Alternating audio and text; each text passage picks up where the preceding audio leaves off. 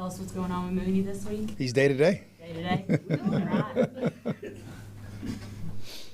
For real, though, how is he trending? Day-to-day. Like, he's out there working today, did a couple things, and we'll see, Hopefully he gets something. I didn't want to start yet. Oh, sorry. My bad. I was waiting for the guys. Not those guys. The guys in the back. Oh, Sorry. Day-to-day. It's the only thing you missed. That's Darnell. who's day to day? You're always day-to-day. Yeah, that's true. Yes, Darnell. Very Yes. much right now. That was all you missed. Didn't miss anything. I didn't want to start without Josh. Led told me to start Josh. I said, no, wait for Josh. Would not do We that. ain't taking it Man, I know you're Josh, telling. nah. I know you're telling stories, Led. Would not do that. I'm just throwing it out there, what he said. Yeah, I did. All right, man, we had a little jog through, so really, it's up to you guys to ask some questions today. Did Darnell jog through? He did. He was out there, nice little jog through. He was in, had a little individual today he participated in. He's day to day, I don't know, but, I feel good about where he's at, and we'll see towards the end of the week, and we'll see towards the end of this weekend, working into whatever we got to work into. Is it a matter of he's either 100% back or he's 0% back, or is it a matter of conditioning and everything else? It's all the other things with player performance. So I would say it's the second thing that you kind of alluded to, is as opposed to I never worry about his conditioning, but just the overall, the wear and tear of it all those type of things. When dealing with performance with a receiver, with a skilled athlete like that, and I don't know if anybody's ever 100% in the National Football League, so you don't want to say that, but it's always about how can he best perform and can he help us win this football game without furthering any other issues. Do you all vote on the captains? The coaches pick it, or how did the captain? It's all work? player led. Our guys vote for their guys, and they get an opportunity to pick the captains, and they did. Obviously the picks that they made, I don't even know if you guys know them or not, but. You guys just announced it about 17 minutes ago. Oh, did we?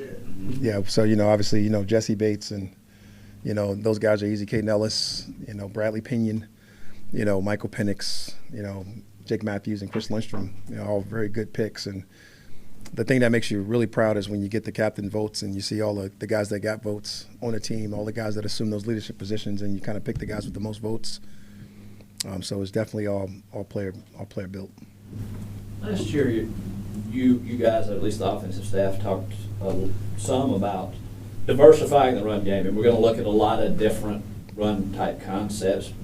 By the time the season got here, I guess it looked like you had just decided wide zone is what we like and ran a ton of it. Do you anticipate that still being the backbone, or That's always going to be right? Do you still predict It's always gonna be the bread and butter. of what you do, or do you think you might have more diversity this year? I think you always have a starting point. Everybody has a home base, and that's our home base. Obviously our outside zone, I'll get off the ball, I'll speed off the ball. Our O-line embodies it. That's who we are. That's what we are. That's our bread and butter. We'll always have those things, but we're always going to have, multiple, running type of styles and different types of attacks that we've been able to implement and do some different things. So we're always going to have change-ups, but that's definitely our bread and butter, and that won't change. How was Wilkinson, or whoever you put it, right tackle, in terms of familiarity with that wide zone? I know it's a very specific, Sure. Wilkerson is awesome. that right guard is. Wilkerson had been here for, a year. He was here before that with Led, same coaching staff, same guys in that room. So a lot of those things remain consistent. So I feel really good about Wilkerson going out there and being part of what we do and how we do it, and really fitting in at a high level. So those guys got a lot of familiarity, a lot of comfort with Wilkerson. He has a lot of comfort with us, and we feel really good about him fitting in to that scheme, to the things that we do. Obviously he's going back there with one of the arguably, best right tackles when it comes to the run game, and going out there and trying to help him out. But he'll go out there and give us his best efforts and do everything he can to help us win this football game. How comfortable are you with 50-man roster, and then your 16 that you can pull from if you need to? Really comfortable with it. With the, like we talked about it before, 70, 69, whatever it is, the amount of guys you got on your football team, it's just a whole roster included. We talked about the flexes that we were able to have last year. There's a lot of guys on the practice squad that you can feel like you can pull up and be able to help you at any given moment based on injury or based on trying to win the next game. I got a lot of confidence in a lot of those guys. That some guys we have repeat customers back. Some of those guys we know what they can do in those situations, in those games like moments. And some of those guys are new faces that we got to get caught up, or whatever the case may be, like some of our new O-linemen that we were able to bring in here and do some of those things. But feel really good about where we're going to go and how we're going to try to develop those guys in order to get them ready to help us play, if they have to. We talked a bit last week about, 4 rookies who are either going to start and get regular playing time, right, for y'all. Yeah. Is there anything that you and Brick have to do as far as game planning, scheming to accommodate younger players and experienced players? Normally, yes, but we got a lot of confidence in the guys that we're going to put out there. And we've been very intentional since they've been here on some of the things that they can do. They've worked themselves into roles or higher roles. I always hate to see, the depth chart because it just doesn't really tell the whole story, right? Because, sometimes people start in different roles and different phases of the game. And just because it's not the first play of the game doesn't mean you're not necessarily a starter or have a starting role.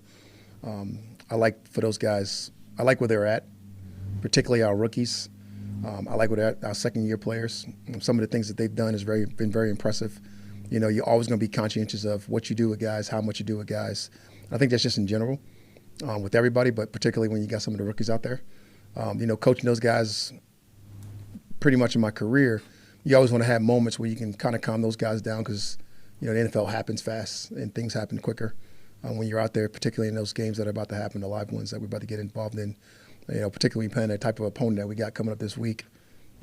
Those are always things you got to talk about, be able to have those guys at a nice, easy pace to be able to play those guys and get ready to get those guys out to play. So for sure, Mark, there's always something that's going to go into playing rookies and being able to have the patience to go out there and let those guys do what they got to do and not to be afraid of failure.